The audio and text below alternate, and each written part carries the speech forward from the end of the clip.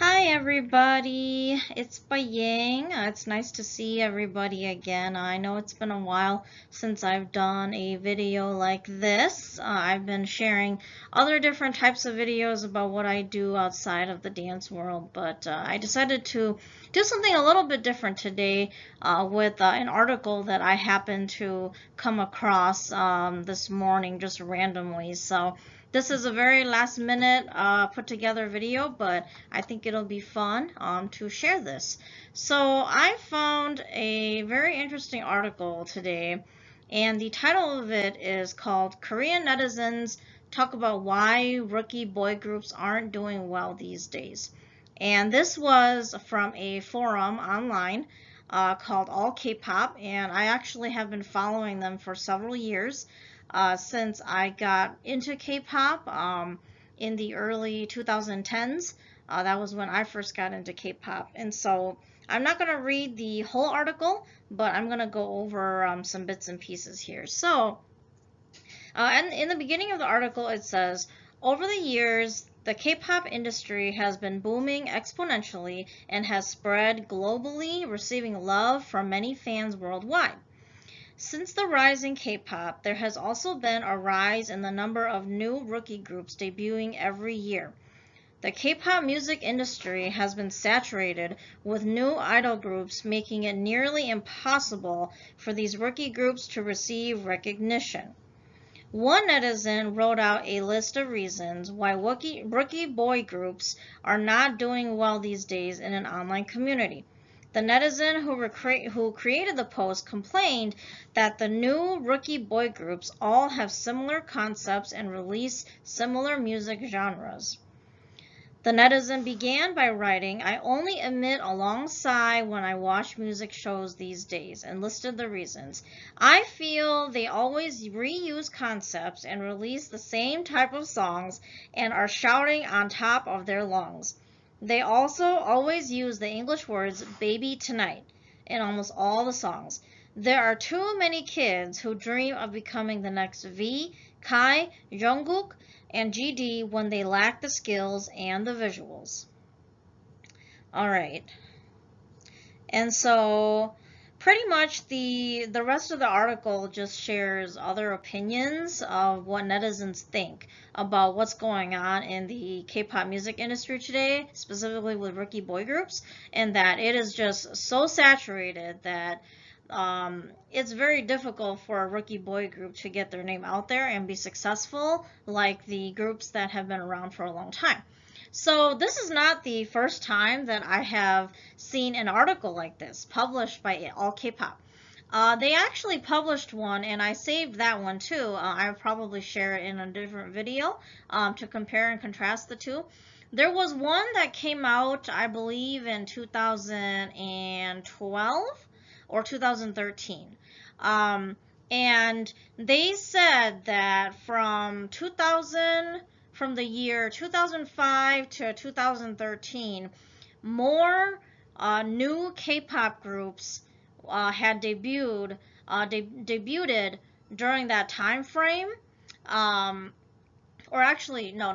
What they said was that in the 5 years before that, they had more K-pop groups debut in those 5 years than they did within the entire history of the K-pop music industry. And since I've studied economics, I can kind of see the economic perspective of why this is happening. So the K-pop music industry really blew up in the early 2010s. 2005 to 2010, you had groups from the big three companies, SM Entertainment, JYP Entertainment, and then YG Entertainment. So you had groups like Girls' Generation, Super Junior, SHINee, and then, other groups, people like Taeyang, G-Dragon, so Big Bang, those guys were really big, 2PM, 2AM, those guys were really, really big.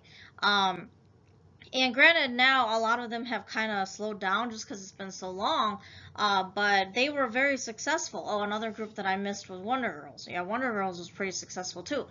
And listening to the articles and what netizens think about what has been going on in the K-pop music industry, it really has become saturated. But apparently, it's also been so successful that one line that I will never forget from that first article was that the pie is limited, but there are too many people wanting a slice. And I have never forgotten that line from that first article written in 2013 that I originally read, which is very similar to this article that I came across today. And I think that a new generation of K-pop is here when you have groups like EXO, and they're like another generation. And you have groups like BTS now who have been part of that new generation. And it's although K-pop hit a peak and it has now gone down, it's now hitting another peak, and so many more people want in on this success. Um, but when the industry becomes way too saturated, not everybody is going to get the same slice, okay? People are going to get bigger slices of the pie than others. And more so, it's going to be the groups that have been there for a long time, because a lot of the fans are there, as much as they may love several groups, they're also very loyal. I myself, as a fan, I never strayed away from groups like Super Junior, Girls' Generation, Shiny. I kept up with them for many, many years. And despite all of the new groups that have come out, I'll be very honest, the only new group that I really paid attention to recently is BTS because of the success that they've had in the mainstream. I haven't really paid much attention to any other groups. And so I've been very loyal to the groups that I've always listened to for the last decade or so now. And so when I came across this article, I just thought it was so interesting. And yes, K-pop is a little bit different than what I usually talk about on this channel because I'm a Hmong dancer and I share things about Hmong history, but I connect to it so well because I remember the time in the early 2000s to 2005, that time, even and going into 2010, when Hmong dance was so popular and there were so many groups, and like Labor Day, the largest dance competition in the state of Wisconsin here, we had over 30 teams showing up from all over to come to this one competition. And 30 teams, you likely will not see 30 teams other than Minnesota today. And so you're thinking, and about 95% of those teams were from Wisconsin.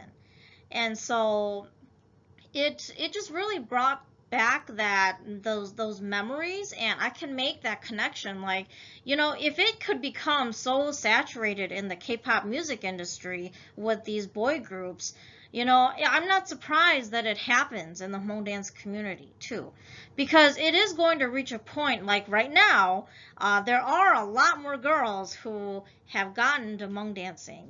It reached a peak in 2010 and then it started to dip down, and in 2015 it slowly crept back up. And now we're in 2021. It's really been popular. And yes, the pandemic has not stopped girls from Hmong dancing, even boys. People are still getting together to dance, be in music videos because they love the sport so much. And so the pandemic cannot even stop them from doing what they love. And so I want to make that connection, that, this is what happens, in reality. That even in the K-pop music industry, you're going to hit that point where so many people are into it and everybody wants a slice of the pie. But unfortunately, only those who have been there, have loyal fans, and know what to do to maintain that spot that they have at the top are going to survive.